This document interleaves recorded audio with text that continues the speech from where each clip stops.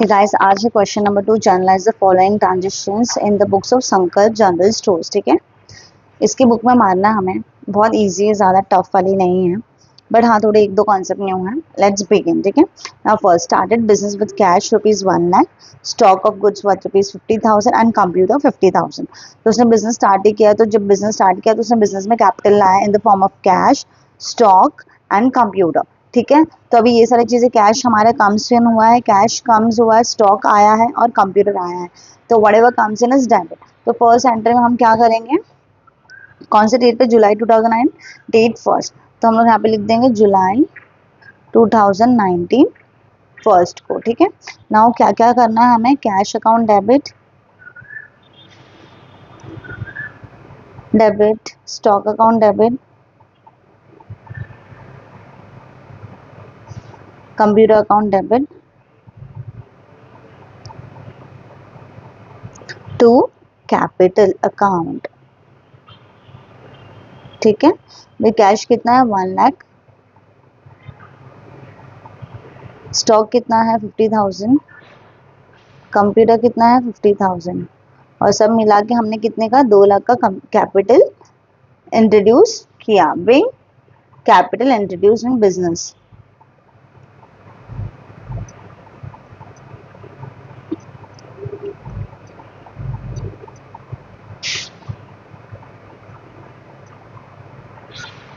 ठीक है, ये फर्स्ट एंट्री बहुत सिंपल है, कैपिटल इंट्रोड्यूस किया in the form of cash, stock, computer to capital. ठीक है, जब भी हम स्टार्टिंग बिजनेस स्टार्ट करते हैं, बिजनेस में कुछ लेके आते हैं तो हम क्या लेके आते हैं, कैपिटल लेके आते हैं, और जो भी कम्स इन आ रहा है वो डेबिट करते हैं। तो ये बहुत ईजी है, सिंपल एंट्री है, जो पहले वाली एंट्री में हमने पढ़ा था। तो फोर्थ को क्या ट्रांजेक्शन किया है, purchase goods from Kareena on credit 10,000 at 5% trade discount. तो हमने क्या किया है, क्रेडिट में खरीदा है और वो भी ट्रेड डिस्काउंट मिला है। तो अभी ट्रेड डिस्काउंट का क्या कॉन्सेप्ट मैंने पहले मेरी वीडियो में बनाया, but still I tell you कि ट्रेड डिस्काउंट क्या होता है, हम बुक्स में रिकॉर्ड नहीं करते, बिकॉज वो हमें ऑलरेडी पता होता है, ये जो लिस्टिंग प्राइस होता है उसके ऊपर होता है, इसलिए हम ट्रेड डिस्काउंट कभी बुक्स में दिखाते नहीं। तो purchase goods from Kareena on credit 10,000, तो फिर 10,000 में 5% ट्रेड डिस्काउंट अगर हमें वर्किंग करें तो कैसे करेंगे, नॉर्मली 10,000 इंटू 5% डिवाइड बाई 100, 1 2 तो 500 रुपीज़ का हमने ट्रेड डिस्काउंट दिया है। ठीक है, गुड्स परचेज गुड्स किया तो हमें 500 रुपीज़ का डिस्काउंट मिला है। ठीक है, तो हमारा एक्चुअली गुड्स का प्राइस कितना हो गया, 10,000 माइनस 500, दैट इज 9,500 हमें गुड्स मिला है। तो हम हमारा गुड्स इसी पे रिकॉर्ड करेंगे 9,500 पे, ना कि 10,000, बिकॉज ट्रेड डिस्काउंट मिला है और ट्रेड डिस्काउंट हम बुक्स में रिकॉर्ड नहीं करते। तो हम लोग यहाँ पे सीधा एंट्री मारेंगे, purchase account debit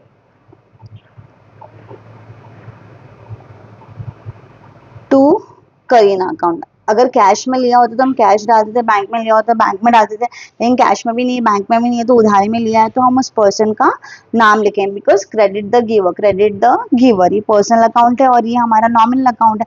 nominal account क्या बोलता है, debit all expenses and losses, और ये हमारा क्या है, पर्सनल अकाउंट। पर्सनल अकाउंट क्या बोलता है, debit the receiver and credit the giver, तो गिवर को हमने क्रेडिट कर दिया है। अब कितने अमाउंट का है, 10,000 में 5% ट्रेड डिस्काउंट है तो टोटल हो गया 9,500।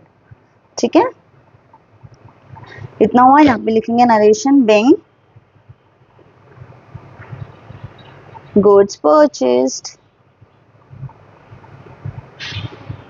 From Kareena after trade discount. ठीक है,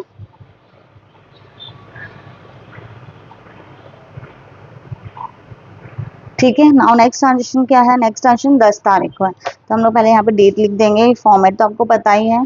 date, sold goods to Priyanka ₹20,000 at 10% trade discount. ठीक है, अब हमने क्या किया है, गुड्स सेल किया, किसको किया, प्रियंका को किया, और आफ्टर ट्रेड डिस्काउंट, तो इसको भी हमने ट्रेड डिस्काउंट दिया है, पहले हमें मिला था अब हमने दिया है। तो कितना, 20,000 का गुड्स अगर हम वर्किंग करें तो वर्किंग हम ऐसे करेंगे, 20,000 पे 10% दिया है हमने, इंटू 10 डिवाइड बाई 100, इसका 10% कितना होता है 20,000 का, ठीक है, 20,000 का 10% होता है 2,000। ठीक है, अब तो उसको एक्चुअली हमने गुड्स कितने में बेचा है, 20,000 माइनस 2,000 दैट इज 18,000, क्योंकि ट्रेड डिस्काउंट का अलग से अकाउंटिंग नहीं होता तो हम नेट फिगर ही बताते। तो अब गुड्स सोल्ड किया है तो गुड्स बाहर जा रहा है, और किसको सेल किया है, प्रियंका को सेल किया है। ठीक है, गुड्स सोल्ड टू प्रियंका, तो ऑफकोर्स हमारा क्रेडिट में ही सेल किया है, तो हम यहाँ पे लिखेंगे Priyanka account debit, debit the receiver, Priyanka is a personal account, debit the receiver, Priyanka account debit to sales account.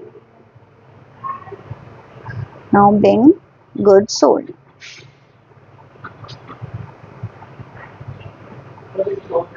ठीक है, अब यहाँ पे कितना आएगा amount 18,000 and 18,000 18,000 because we have sold this good after trade discount. Okay, तो ट्रेड डिस्काउंट का effect नहीं लेंगे, नेट ऑफ डिस्काउंट हम एंट्री मारेंगे and net paid into the state Bank of India 50,000. ठीक है, अब हमने क्या किया, कैश डिपॉजिट किया है बैंक ऑफ इंडिया में, तो of course cash is going out और कहाँ पे इन हो रहा है, and which date, we have to understand the date also. Date is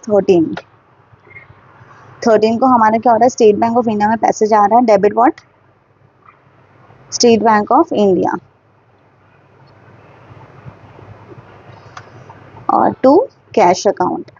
state Bank of India हमारा पर्सनल अकाउंट है, डेबिट द रिसीवर, और cash is real account. Real account क्या, क्रेडिट व्हाट गोज आउट, तो cash is going out and again amount of rupees 50,000. तो हमने deposit किया है 50,000 and 50,000. ठीक है, being cash deposited to bank.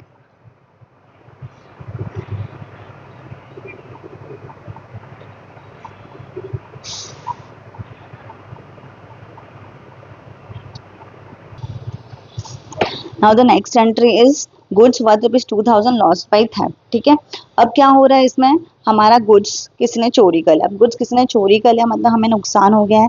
ठीक है, और कौन सी डेट पे गुड्स ने चोरी किया है, 15 तारीख को. सो हम लोग यहाँ पे 15th लिखेंगे, 15th को हमारा गुड्स चोरी हो गया. तो मैंने क्या बोला, debit all the expenses and losses, क्योंकि वो हमारा लॉस हुआ है. तो हम क्या लिखेंगे, goods loss by theft account debit,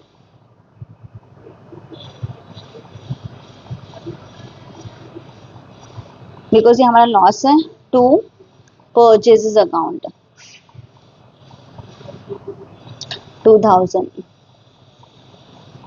2,000 being good lost.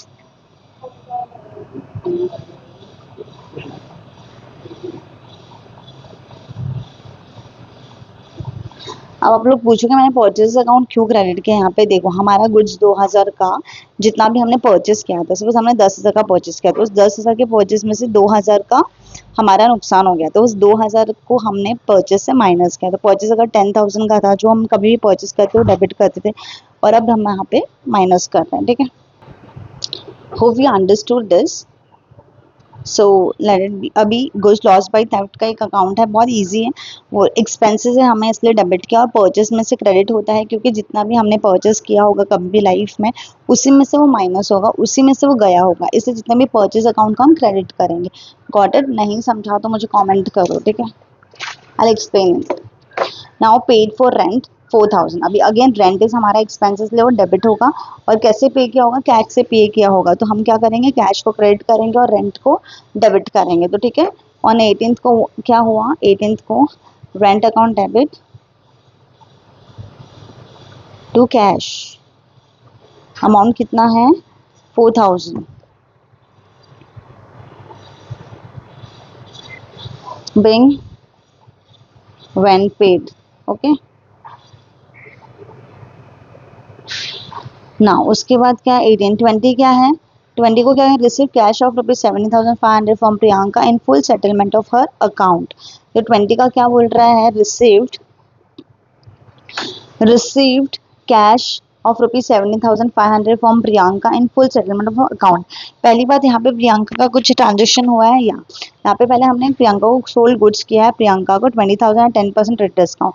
तो 10% ट्रेड डिस्काउंट के साथ हमने प्रियंका को कितने में गुड सोल्ड किया था, 18,000. ठीक है, 18,000 में हमने गुड सोल्ड किया था. अब वो गुड सोल्ड का 18,000 का वो हमें कितना दे दिया, 17,500, मतलब हमने उसको 500 रुपये और डिस्काउंट दिया.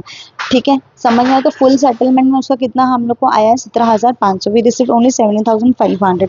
सो फॉर दैट हमारे पास क्या आ रहा है, कैश आ रहा है, cash account debit, cash account debit कितना आ रहा है, 70,500. लॉजिकली सोचो, कैश हमारा 17,500 आना चाहिए. On the other hand to Priyanka, Priyanka से कितना आना चाहिए था, प्रियंका से एक्चुअली रिसीवेबल कितना था, 18,000. ठीक है, so cash account debit to Priyanka से 18,000. तो हमने क्या किया, उसको डिस्काउंट दिया. सिंस डिस्काउंट हमें लॉस है, तो ये वापस डेबिट हो जाएगा कितने का 500 का, ठीक है। 17,500 17,500 एंड 500 बिकम 18,000, ठीक है। सो अंडरस्टैंड दिस, ये वाले कभी कभी थोड़े से आपको कंफ्यूजन करेगा बट ये बहुत ईजी, इसमें कोई ज़्यादा दिमाग लगाने की ज़रूरत नहीं है। Cash account debit, discount account debit to Priyanka, being full settlement, paying amount received